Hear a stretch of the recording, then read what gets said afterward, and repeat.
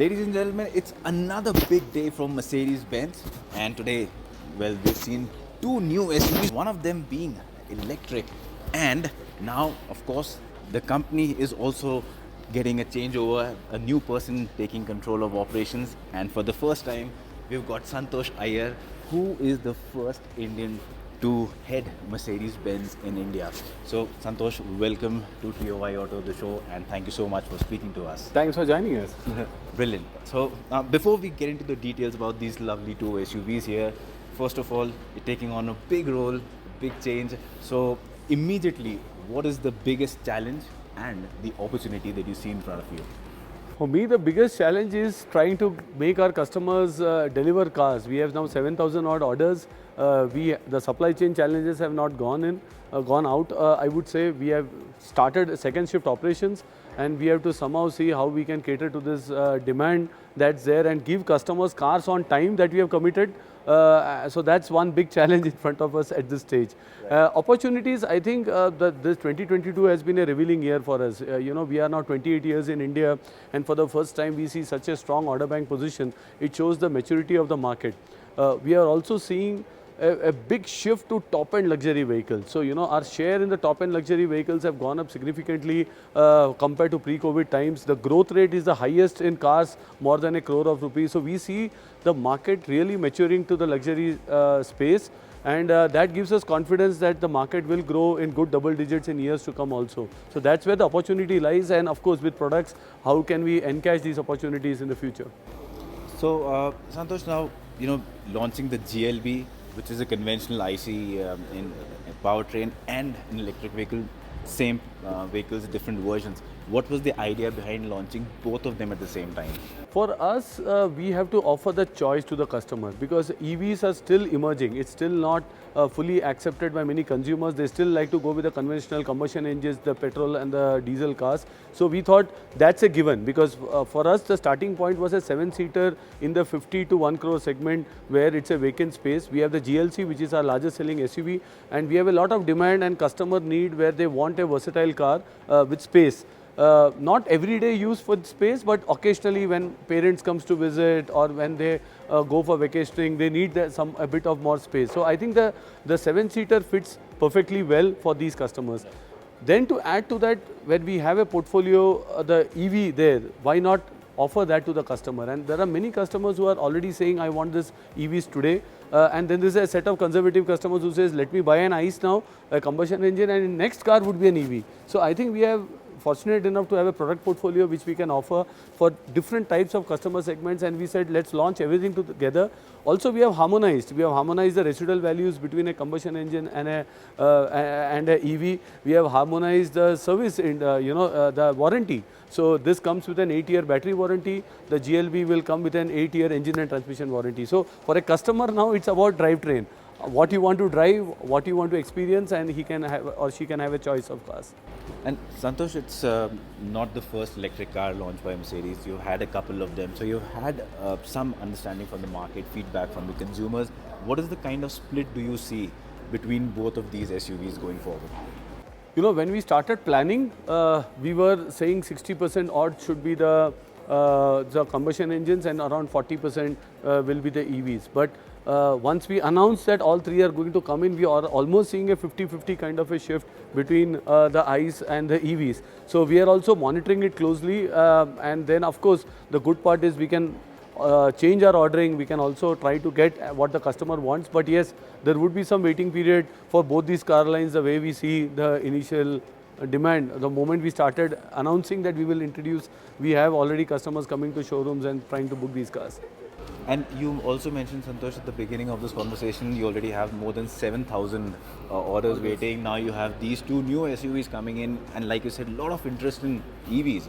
So how are you planning to manage the supply constraints also with the chip crisis going on?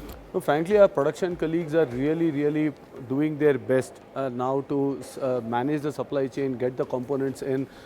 We have started second shift operations from October. So we are running, in fact, a couple of lines even run on the third shift.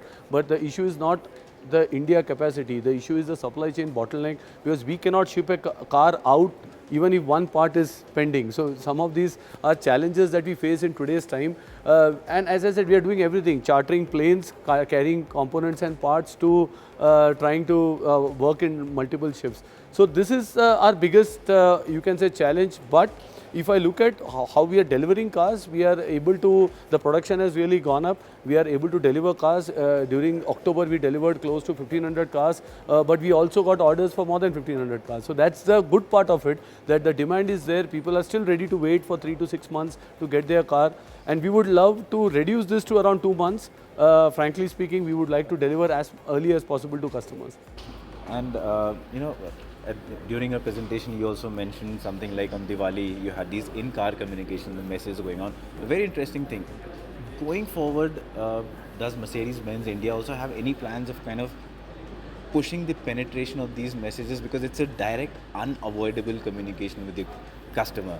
So do you also plan to use it for purposes other than this, probably maybe upselling or maybe giving new features or educating the customer more about tech? So for us, first of all, the data and the consent is super important from the customer. So at every stage, the moment you come with a Mercedes Me app, it asks permissions on what you would like to receive communication. So the customer has control. He can also deactivate it at any given point of time. So the control is on the app with the customer. Secondly, for us, in-car communication is about helping the customer to drive and enjoy the car better. So be it in terms of service reminders, and we don't stop at service reminders. So the car says the car is due for service, would you like to schedule a service appointment? So he can go click the button, it connects to the dealer and the service appointment can be booked. In the future, we are going in this direction. The other thing about this is the car is always refreshed with latest software. So with over-the-air updates, we are able to give new features. 7 months, 8 months back, we gave the parking location finder. In India, in metro cities, it's available now. So it was just sent over the air and customers are now able to find the nearest parking. We can update navigation, we can update. The EQS, for example, we have the rear axle steering, which is also given as an option. They can subscribe to it from their app. So things are going where the customer is more in control of his car and the features. He can take out some features which he is not using actively. He can subscribe to some features which is actually going to use more and more on a daily basis. So for a customer, it's in his or her mobile phone that they can decide what features to add or delete. And how's the response to EQS been, which was your electric vehicle launch before this? So I think we have delivered more than 100 cars. We have more than 200 car order booking. So for a car of that price, I think it has been fabulous, I would say, in terms of response. And currently, we will be able to deliver the EQS by March, April for the current bookings. And Santosh, as of now, I know EVs still constitute a small percentage, but if you can tell us or our viewers, what percentage of your total sales is now from EVs, and going forward, how much do you see that share increasing? See, for total sales, I would say the EQS has just started playing. The EQC was there with us, but EQC faced a challenge. We launched the car, then there was COVID, and then there was disruption. So the cars used to come, it used to get sold out. So it was more like a batches that we used to do EQC. It was a bit unfortunate, but what EQC told us is that the demand is there, the potential is there, and we can launch, and therefore we have localized the EQS. So as I said, to give a percentile sales at this stage, because it's just nascent, we need to ramp up production on EQS. The EQB is still coming in. We should be able to give next year. But if you ask me, 3 to 4 years, we see 25% of our sales will be EV. So we are quite bullish, and we feel that all these cars will be a volume car and not a niche product at all. And of the existing portfolio right now, what's your highest selling vehicle overall, and what's your highest selling SUV specifically? The highest selling car in our portfolio is the E-Class, the long wheelbase E-Class that we have, and the highest selling SUV is the GLC. So they both are in the core luxury segment, in that 70 lakhs to 80 lakh kind of a corridor. And that's where even these cars will come in. So we see a bigger customer base in this corridor, and therefore we are introducing newer products also in this segment.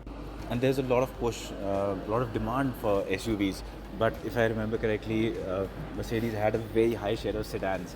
So is that number changing, or is it holding sedans? No, I versus think SUV? it's also, we didn't have the C-Class. The C-Class came quite late this year. But in spite of that, we have close to, the SUV share is close to 53% now. 47 is the sedan. But in sedan, it's also because we didn't have the C-Class supplies. So if that would have been there, we would have been almost 50-50. Great. So I think that answers most of our questions for the day. But again, like I said, Santosh is the first Indian to take over control of Mercedes-Benz in India. So before we leave, Santosh, just a bit of fun questions. What's your favorite Mercedes worldwide? I personally love the C63 AMG, the naturally aspirated ones. So I am personally in the lookout. Sometimes if I get a good car, I have also told some friends in Bombay, our partners in Bombay, just to keep a lookout to bring it, because I think that's something else. And of the portfolio that you're offering to your customers in India right now, what's the car that you would pick? Wow, I am really looking forward for my S-Class. So I would say that's, you cannot go away from the S-Class as such, and from the aura of the S-Class itself. That's of course currently a personal favorite. Brilliant. So that was Santosh Iyer for you, and it was a great conversation about these two new SUVs. And we will keep bringing more information to you about these two and a lot more from the world of wheels. So thank you for joining in, and thank you so much. Thank you for joining us. Thank you.